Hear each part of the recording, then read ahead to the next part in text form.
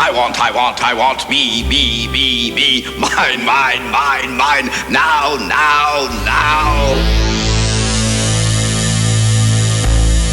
You know you're responsible for what you hear. You know you're responsible for what you hear.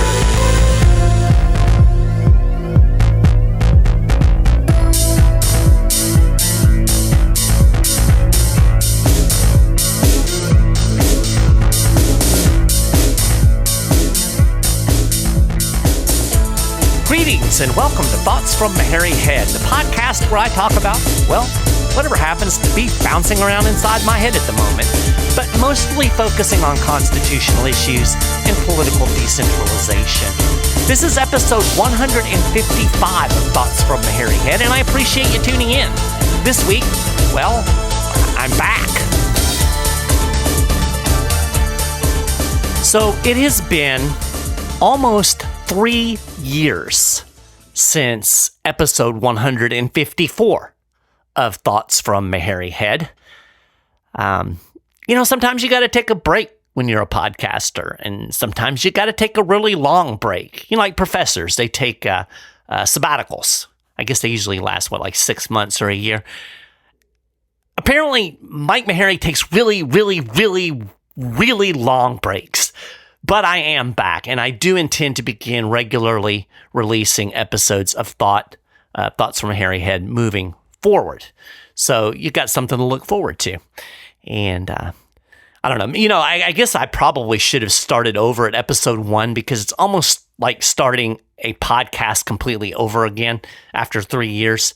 I'm sure pretty much everybody has unsubscribed. There may be a few of you holdouts out there who never unsubscribed. You were holding out hope that maybe another episode would come out at some point. And today you're shocked because boom, there's a new episode. How fun. But mostly I think we're going to be building a new audience again, and that's fine. Again, it is what it is. But since this is going to be new to a lot of people, and quite frankly, some of you who used to listen probably don't even remember what it was about to begin with. I wanted to take this episode 155, or episode 1 if you prefer, and just give a little bit of an overview of the show and why I do it, what it's about, and kind of what the point is, or what's the point. And as I said in the beginning, really, the focus of the show is constitutional issues and political decentralization. Ultimately, it's really political decentralization. That's what I'm all about. I guess if you want to go back bigger picture, I'm all about liberty and freedom. And I believe that the biggest threat to liberty is centralized government power. Now, I'll be honest with you, I think that government power just in general is antithetical to liberty, right? And we could have a whole philosophical discussion on whether government is legitimate at all. And I love having those discussions. But from this show's standpoint, I'm basically accepting, okay, government is here. How are we going to deal with it? What are we going to do in the here and now? And my attitude is kind of very similar to Thomas Paine. I love this quote. He said, "Society in every state is a blessing," right? When people are getting together and they're cooperating and they're voluntarily associating, that's a blessing. That's society. But Paine went on and he said, "But government, even in its best state, is but a necessary evil, and in its worst state, an intolerable one." So that's the perspective that I'm coming at. I believe that at best, government is a necessary evil. At its worst, it's an intolerable evil. Either way, it's evil. But we've got it, and we've got to figure out how to deal with it. So in the here and now, I think the best strategy forward, the best way to maximize liberty is political decentralization, to disperse power throughout the system and allow various governing entities to compete with each other. When we have competing jurisdictions, it gives us an escape route. So if some place is particularly hostile to your liberty, you can leave. People have fled a lot of states after the whole COVID thing, and they've come to places like Florida because they view it as more free. That's the beauty of decentralization, right? It gives you an escape route. It requires jurisdictions to compete, and it also allows us to use those powers to kind of to fight against each other. We can use one power to kind of quell another. So that's really kind of the big picture of what it's all about. Now, I want to talk a little bit about just centralization in general. Why is it a problem? Well, the founding generation, and I generally don't say founding fathers, I'll say the founding generation, they were very wary of what they called consolidation. That was the word that they used for centralization of power. In one of his speeches during the Virginia Ratifying Convention, Patrick Henry issued a very stark warning. He said, "Dangers are to be apprehended in whatever manner we proceed." And this is in terms of creating a new, kind of a more central government. He said, "But those of a consolidation are the most destructive." And again, consolidation was the term that they used to describe centralized government with vast power and control. And Henry warned that consolidation would, quote, "end in the destruction of our liberties." Now, if you know your history, you know that Henry was an anti-federalist. He was arguing against ratification of the Constitution, but supporters of the Constitution also made the same argument. For example, during the Massachusetts Ratifying Convention, Fisher Ames said that, quote, "too much provision cannot be made against a consolidation."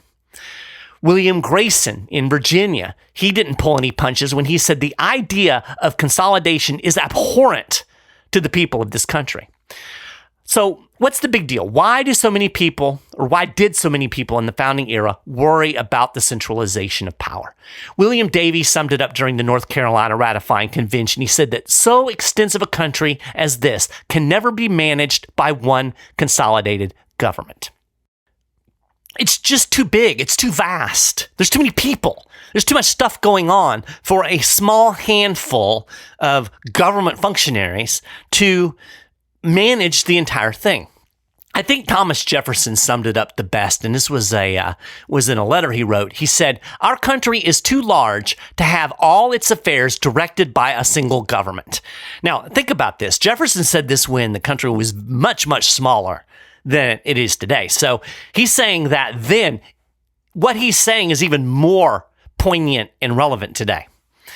He went on, he said, "Public servants at such a distance and from under the eye of their constituents will, from the circumstances of distance, be unable to administer and overlook all the details necessary for the good government of the citizen. And the same circumstance, by rendering detection impossible to their constituents, will invite the public agents to corruption, plunder, and waste."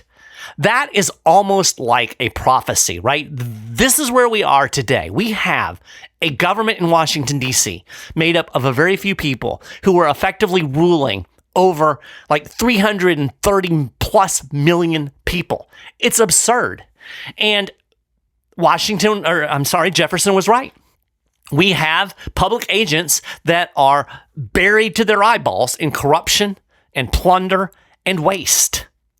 So Jefferson was right. And again, you just can't have a small number of people concentrating power within themselves.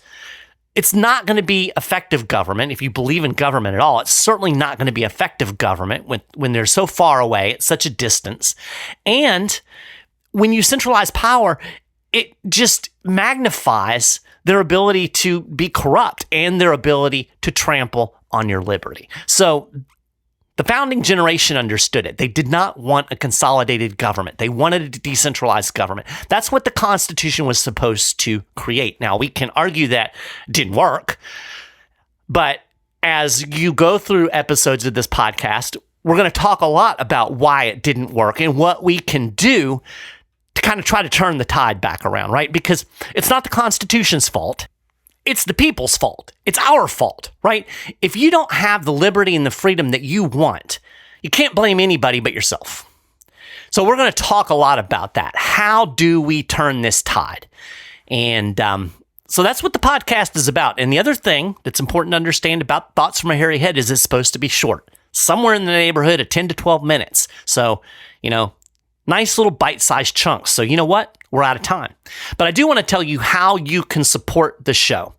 You can visit my sponsor, Canna Hemp. And if you're having issues with stress, anxiety, with inflammation, CBD may be a solution for you. I use CBD personally, and I use Canna Hemp for controlling my arthritis. If you go to cannahemp.com, CANNAHEMP.com, you can use Michael. Wait a minute. Let me make sure I got the thing right here. You can use the promo code Michael15, MICHAEL 15. You'll get 15% off of your first order. So check that out. And that's it for this episode of Thoughts from Maharrey Head. We're another 10 minutes closer to freedom. And I really appreciate you listening to the show. If you enjoy it, do me a favor, spread the word, because I got to rebuild my audience. And you can feel free to send me any thoughts or ideas to michael.maharrey@10thamendmentcenter.com. And of course, you can visit my website, michaelmaharrey.com. Thanks for listening, and I'll talk to you again next time.